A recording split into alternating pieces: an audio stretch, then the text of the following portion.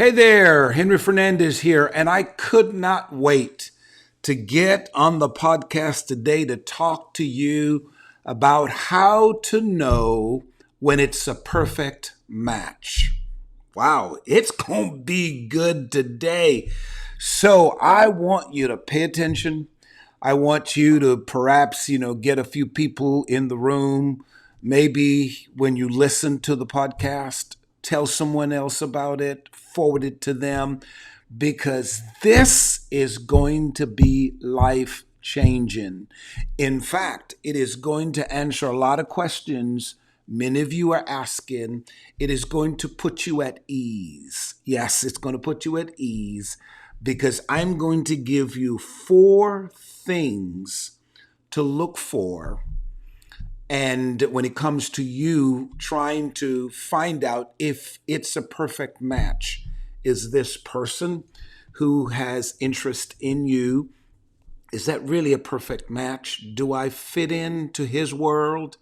Does she fit into my world?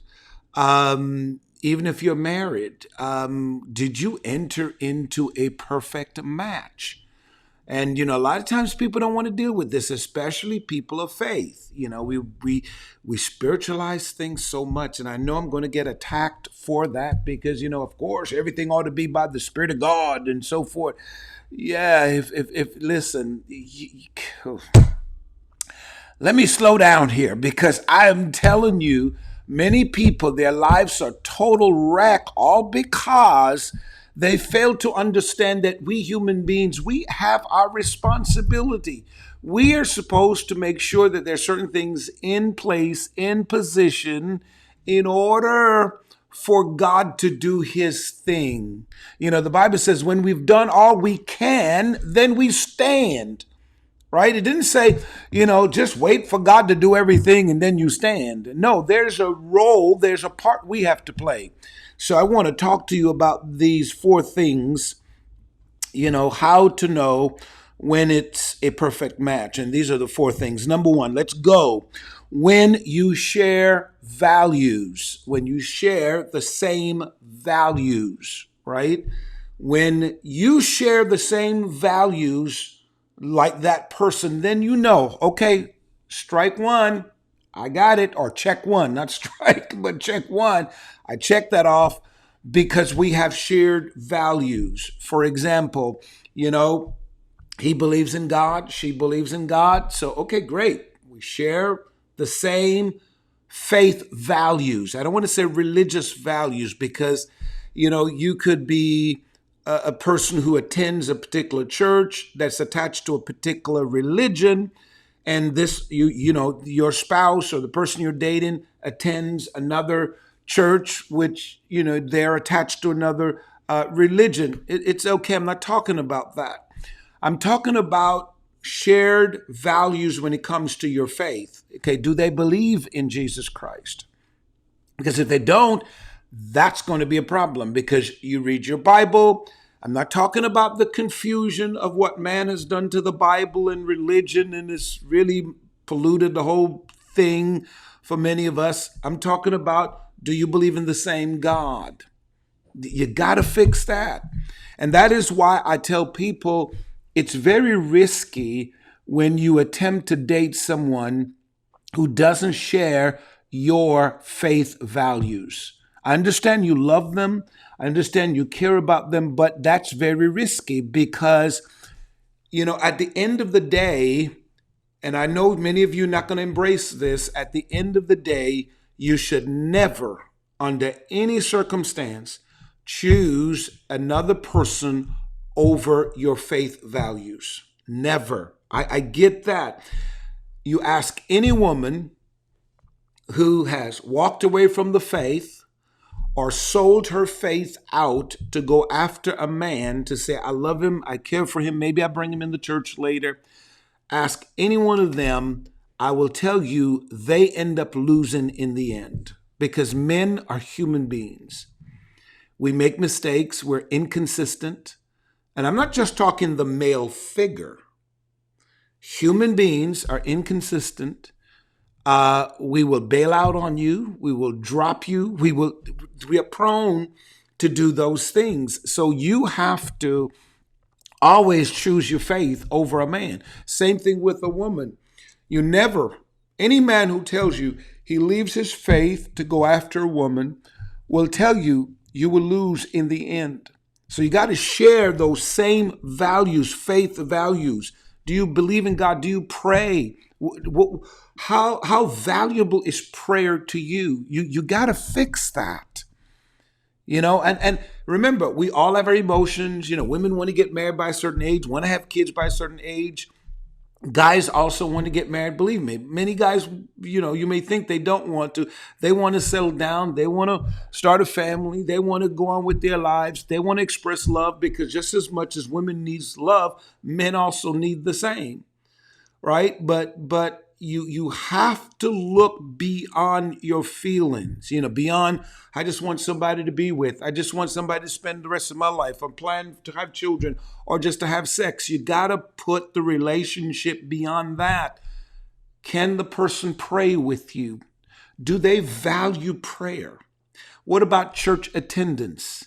And I don't have time to even deal with that, because even since COVID-19, and I have to kind of calm myself down, because I am shocked at how some people, it's not even a bother. It doesn't even, people grew up in church. People should know better. It doesn't bother them not going to church.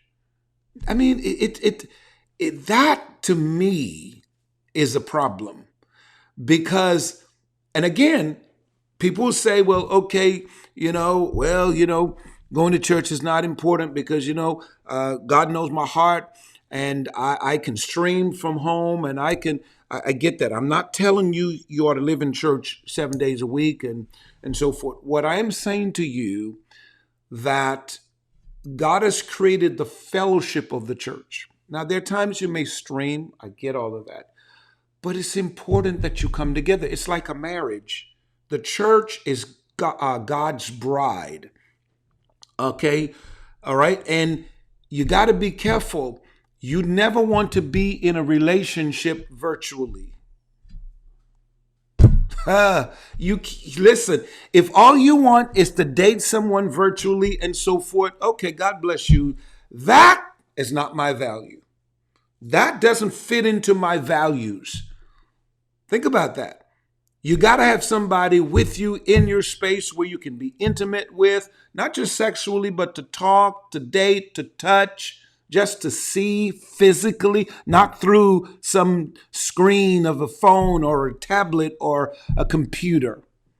So you've got to ask yourself the question, and many of you have not done that yet. What are the shared values? Forget about my feelings. Okay, let's talk about this. What do you think about money? What's your opinion of money? How do you value money, wealth? How do you spend your money? Do you think it's important to save? Do you think it's important to invest? Do you think it's important to plan for the future? What are your values? Okay, what about family? Maybe you don't want to have any more kids or don't have any kids at all. You need to know that, because if you get caught away, and I'm telling you, ladies and men, if you just get caught away loving the person, wanting to date them, wanting to dress up for the man, guys wanting to impress this girl, and you go, you have sex, and you do all of those things. And if you do all of those things and walk away from the godly principles that God has put in His Word, listen, your relationship is not going to last, man. You need to ask these questions. What are your values? See if you have shared values. And when you can see that, my goodness, check, she or he likes to pray. God is utmost important to them. Check. Okay, they want to have children. Ooh, I want to have kids too. Check. Money is very important to them. They messed up in the past. They repaired their credit.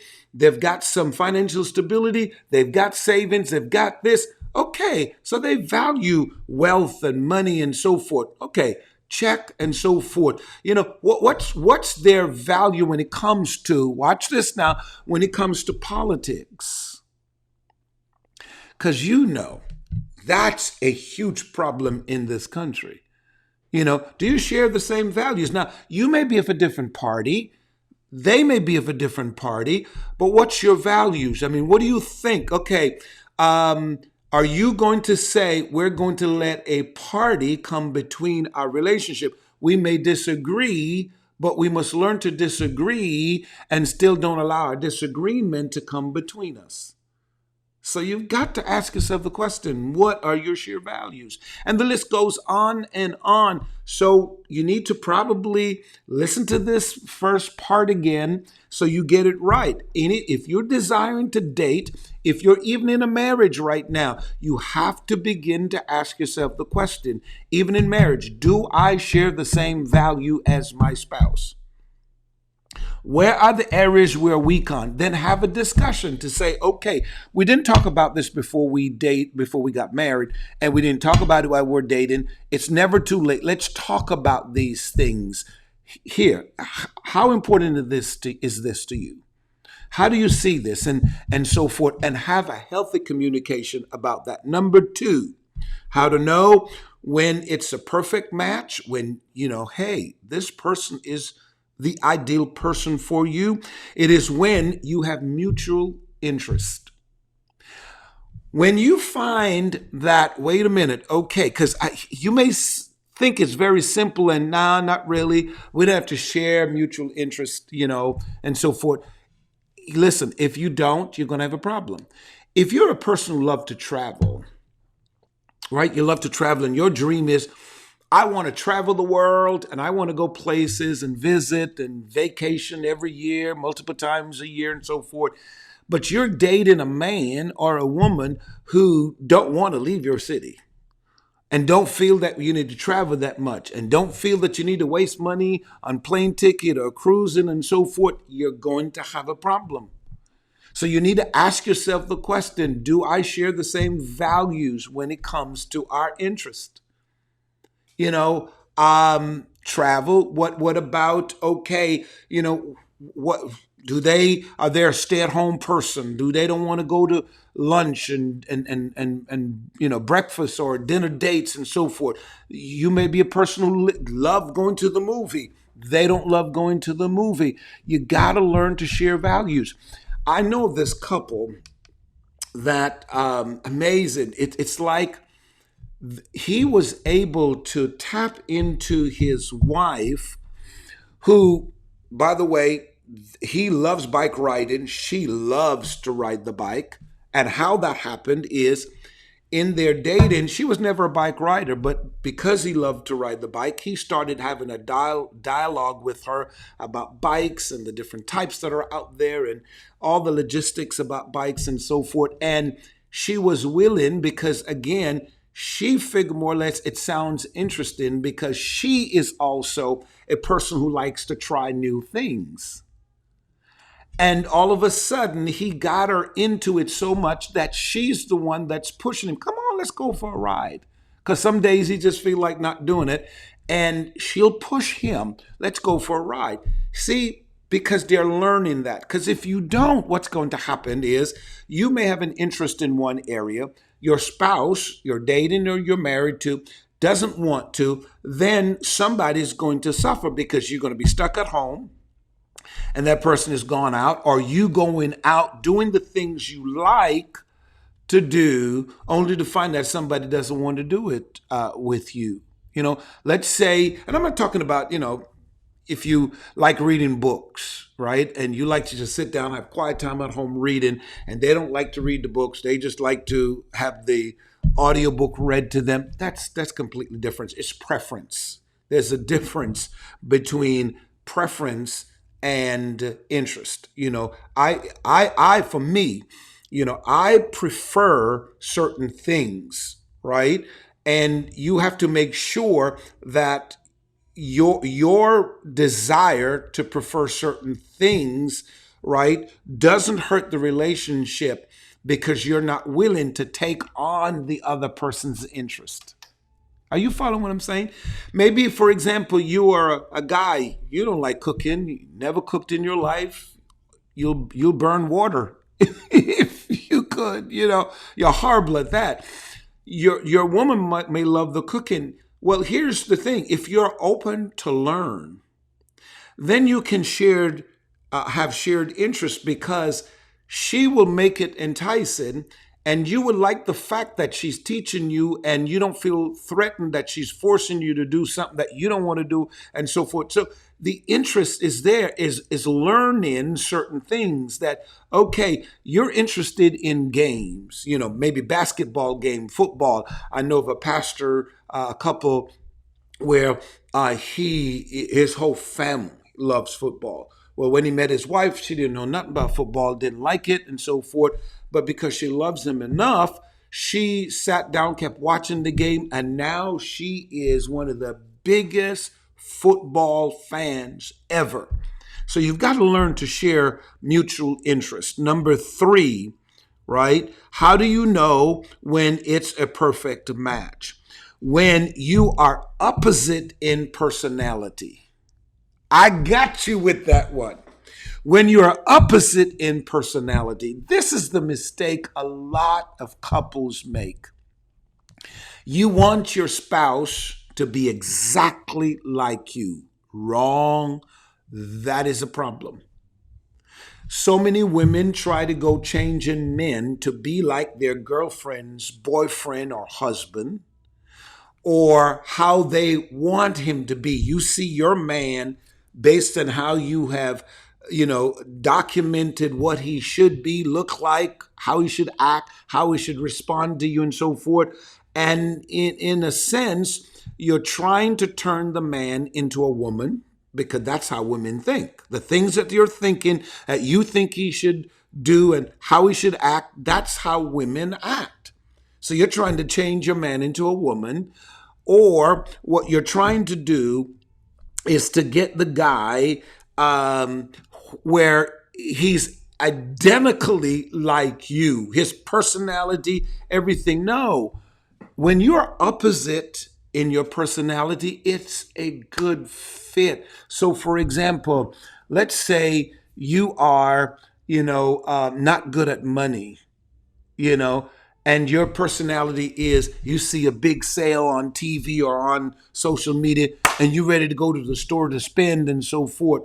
You do not want a spouse, a person that you're dating, who have the same interest like you, because you're going to go bankrupt. Because if both of you, every time you see a sale, let's just go shopping, you're going to have a problem. What you need is somebody opposite from you who would say, in a very nice way, approach it the proper way. Babe, I know it looks good, but I don't think we can afford it now. Of course, it's going to cost tension. Like, what do you mean you can't afford it? You need somebody, because if you don't, you're going to be broke. Think about that. If your spouse is very hyper, and very, because I've seen some couples like that, the guy will come in, hey, what's up, everybody, and so forth. Come on, it's going to be a great day, and so forth. You kind of don't want your spouse to be the same way, because I'm telling you, it's going to be crazy. It's okay for one person to be soft and kind of reserved, versus, the other person. You may be an introvert, or a person who kind of like, laid back and so forth. It's okay. It's okay. You may not want to have somebody like that, because you may end up in a boring relationship. Right? Somebody's can be full of energy, the other person is kind of mellow. It's okay. It's okay. Many people don't want to embrace the opposite in personality concept. It's okay. You never want to, and it sounds strange. It is not wise. I'm not saying in some cases it don't work, but in most cases, you never really want to marry your personality type. You don't want to do that.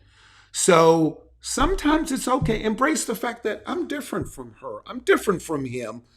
So you know what? Maybe it's a good fit, because we balance out each other. Are you hearing me? All right. And number 4, how to know when it's a perfect match. When you can be your authentic self and don't feel judged or punished for being you. When you can be your authentic self and don't feel judged or punished for being you. I'm telling you, when you find someone who allows you to be you without judging you, so many people are going around trying to change people. Now, I'm not saying if you are suggesting and showing them how to improve on their personality, their attitude, to make better decisions and so forth. I'm not talking about that. What I'm talking about is there are some people who try to run other people's lives. It's my way or the highway. Not willing to open up to people for to being authentic themselves. You'll be shocked. Listen, brothers, let me tell you something. Never marry a fake woman. Never. Don't ever marry. If you find any ounce of her being fake, run. Don't do that. She's a dangerous woman. You want a woman who can be authentic. Once she trusts you, she must be able to take her mask off. She must be able to say, okay, all right, I'm willing to be vulnerable because I do trust him, knowing that my vulnerability is not going to be taken advantage of. Same thing with women. Don't you ever marry a man who's fake. Because if he cannot be his authentic self, if he's just putting on every time, he's just putting on just to impress you, I'm telling you, man, that's not a good man to be. That's not a good match. You want a man who can honestly before you, if he trusts you, to be vulnerable, to be real before you. You know, most men, I grew up where, men, you got to be tough and, be a man, But when a man finds a woman that's a perfect match for him, this is when brothers, is when you can either cry to the woman. I mean, literally. You may not do publicly, but I can't take this no more, man. I feel this, I feel that. And she doesn't judge you and use it against you. Oh, that's a good match. When you know that you can say, call her up and say, look, I did the dumbest thing today.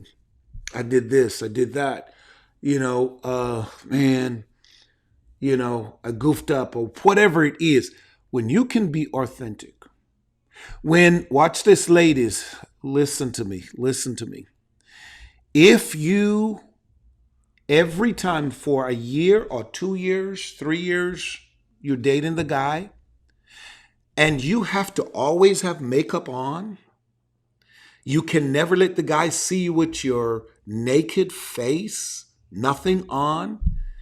If you never allow the guy to see you without your wig, weave, whatever you put on in your head, if you can never let the guy see you without all the patterns and everything like that, and I'm not talking about sexually and all that kind of stuff. I'm just saying the impression that you put on. If you have to do that all through the dating process before marriage, I can tell you there's going to be a problem because that's all he sees. You know when it's a good fit, when you go out on a couple of dates, your hair is done well, you're doing well, you're looking good. And one day, and you should do this, if you've not yet done this in your dating, one day you should just let him pick you up without makeup. Don't put on anything, or if you put on, maybe you have to put on a weave or whatever, but it don't always have to look perfect. No nails, nothing. And if he sticks around, that's a match. That's a good match. If he stays around. Same thing, ladies. If the guy, every time you see him, he's looking like, okay, showing all his muscles, and he's looking great. And, he's got his hair cut and everything like that. And, six pack and everything like that. And he's walking around and, like he got you all covered, man, for the date and so forth. Be very careful, because if he's wearing a belly belt and you're not aware of it, you get married to him, and all of a sudden he comes out of the bathroom and he is now 7 months pregnant, and you didn't know that, it's going to be a problem. There has to be a time when you have to be authentic and be real to people. This is me. This is the real me. I don't need to put on. This is me. If you can't accept each other that way, that's not the one. It's a good match. It's a perfect match when you can just be real. Watch this. When you can say to the woman, okay, we went to this particular restaurant. It was fine dining. Okay, great. But hey, let's just go to Chick-fil-A today.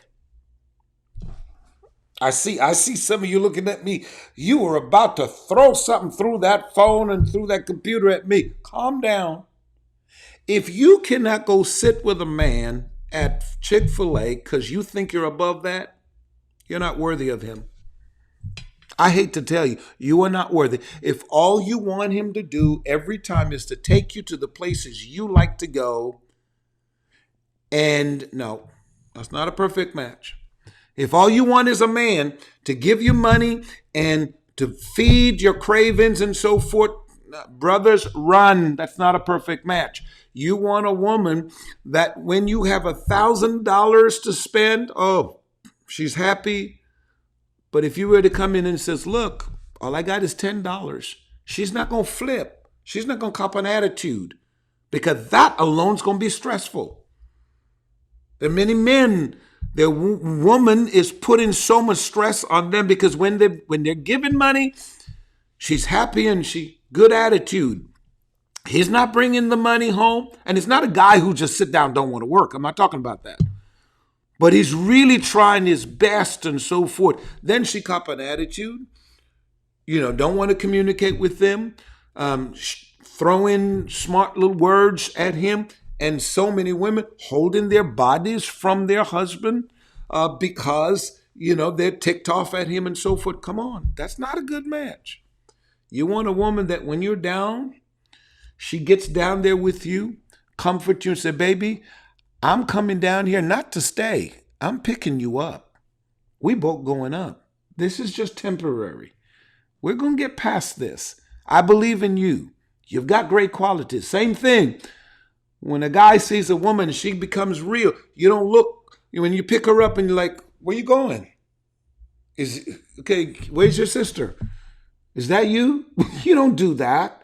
No, if you love her and it's deeper than just physical outward attraction, you're going to look at and say, oh, wow, my goodness. And from your heart. I'm not talking about, because if you think she's ugly and if you think she doesn't fit you, just don't say she's ugly, just be honest. That's not a good fit. But when you love her deeply in your heart, you never let her outward image control the way you relate to her. So you pick her up. Hey, how are you? Okay. So I see this is the kind of day it's going to be. No makeup. I love it. I get to be with my baby in a natural way. You're looking good, man. Notice? That's when you know it's a perfect match. That's when you know. So I want to encourage all of you out there that if you really want to find out if you've got a perfect match, look at all these things. Ladies, I encourage you, because I know you will do it. The brother's kind of slow with this, but ladies, I encourage you, take this podcast, and I really want you to have a discussion. Get into a group chat. Maybe bring the girls over to your place and say, let's just sit down and let's listen to this. It only goes for about 30 minutes, man. And then let's just watch this. Everybody take your own notes. Let's have a discussion about it. Because this will help you. This will save your life. Brothers, you ought to do the same. And perhaps get the guy you're dating, maybe you're married, get the couples together, start talking about this and see how this will help you. Thank you so much for spending the time with me. As always, I'd love to hear from you, man. Let me hear from you. I want to know how today's podcast blessed you. I'll see you next time.